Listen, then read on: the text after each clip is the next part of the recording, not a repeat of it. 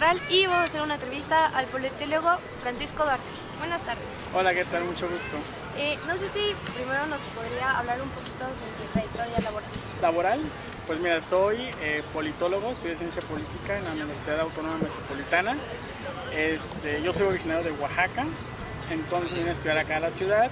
Terminé, estuve haciendo mi servicio social en el Senado de la República, en la Comisión de Relaciones Exteriores, y de ahí me paso a la vicepresidencia del Senado, donde colaboro con el vicepresidente como asesor legislativo, y posteriormente, y es mi trabajo actual ahorita, que estoy en una consultoría política, como consultor político especializado en comunicación política, estudios de investigación, estudios de mercados, todo enfocado a la política, donde enseñamos diversas estrategias de campañas y de comunicación gubernamental.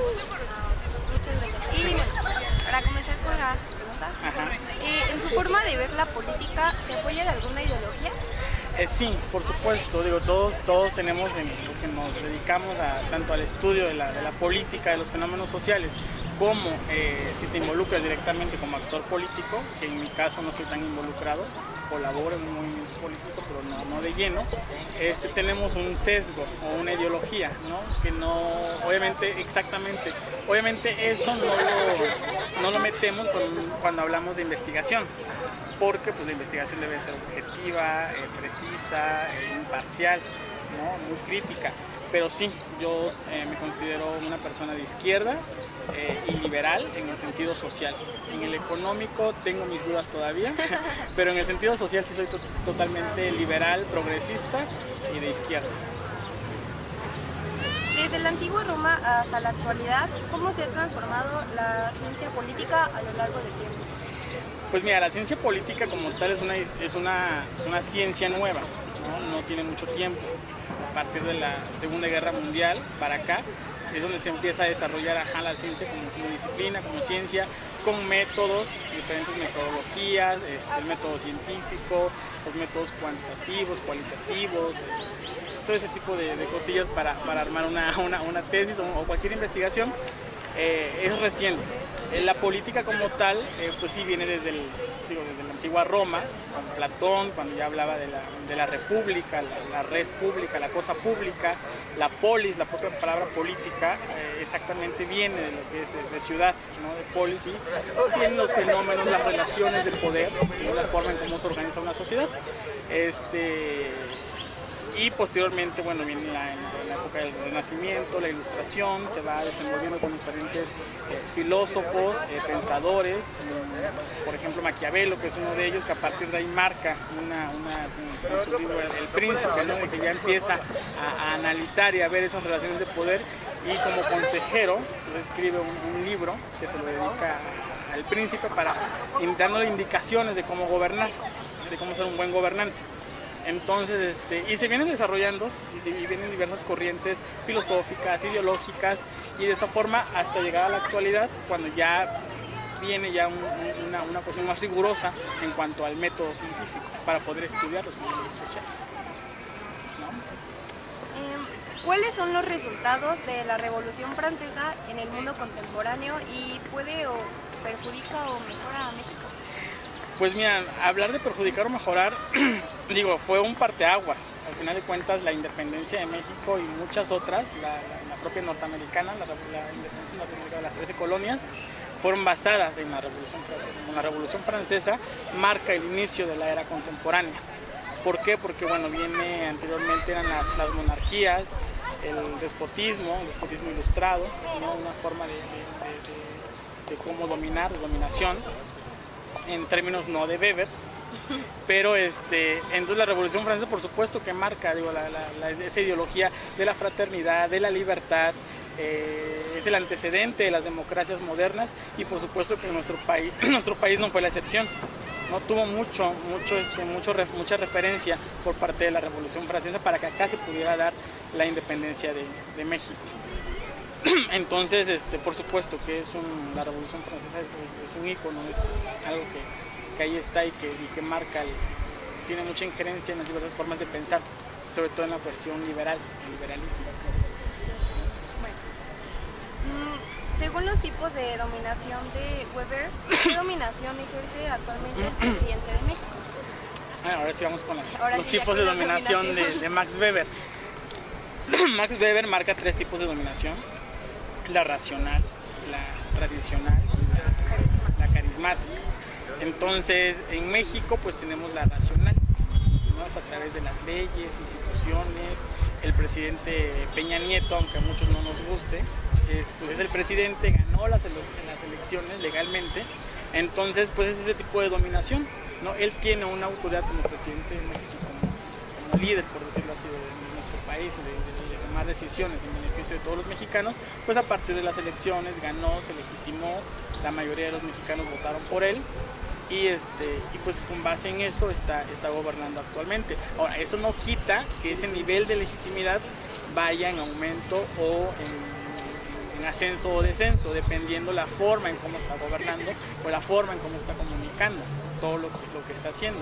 Y muestra de ello pues unas recientes encuestas, ¿no? Que su nivel de popularidad o de aprobación pues es muy bajo, inició muy alto y va en declive por diferentes cuestiones coyunturales que pasaron, la Casa Blanca, los estudiantes de Ayotzinapa, diferentes factores que han hecho cambiar la percepción de los mexicanos.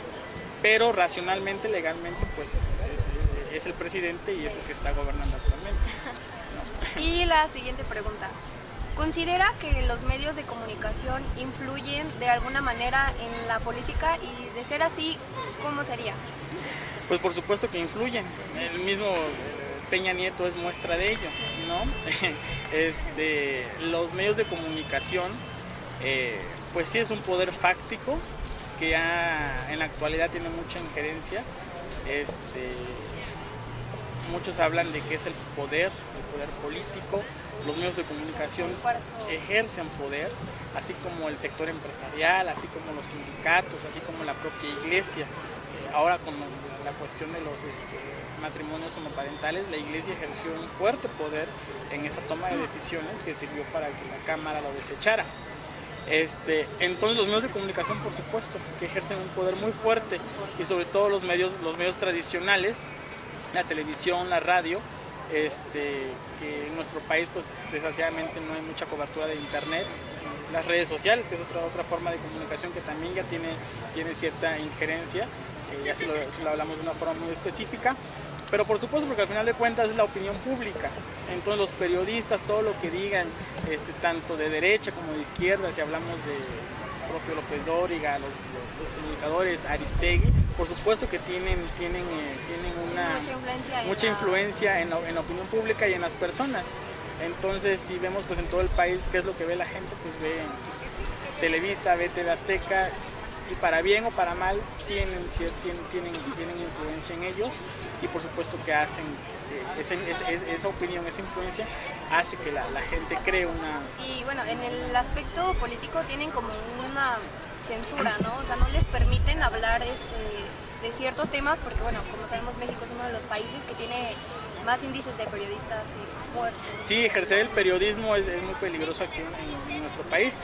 Aunque se hable de que ya tenemos más de 200 años de independencia, de revolución, más de 100 años de reforma, lo cierto es de que todavía el Estado, por supuesto, que quiere mantener el control, no le conviene, ¿no? Y por supuesto que hay censura también.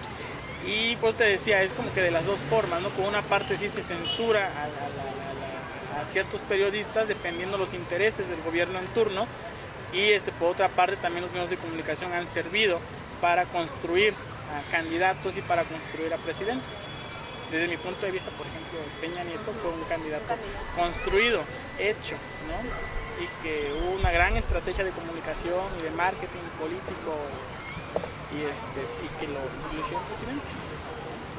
Por supuesto que sí, habla bien del presidente, pues ahí tienes toda la libertad. Habla mal, de censura. Vemos el caso de Aristegui, por ejemplo, propiamente. Exactamente, ¿no? La están censurando, y todavía con el fallo que hubo de un juez, la siguen hostigando y acosando. Bueno, y para terminar, ¿considera que la política de México es insana, y por qué?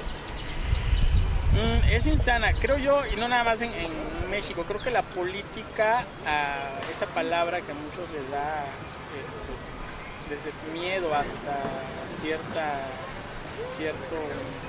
o sea, no la aceptan como tal y escuchan la palabra política y dicen no, a mí no me gusta la política, nada que ver. La política la hacemos a diario. Entonces, lo que debemos hacer es reivindicar el sentido, el objetivo último de la política, que es el bien común, ¿no? La polis, la ciudad. Entonces, en México sí, desgraciadamente nos hace falta mucha cultura política, cultura cívica, desde el hecho de no tirar la basura en la calle, desde el hecho de no pasarte el alto, no ofrecer una mordida al policía. Ese tipo de cosillas que son muy básicas y que podrás decir, bueno, eso no influye, por supuesto.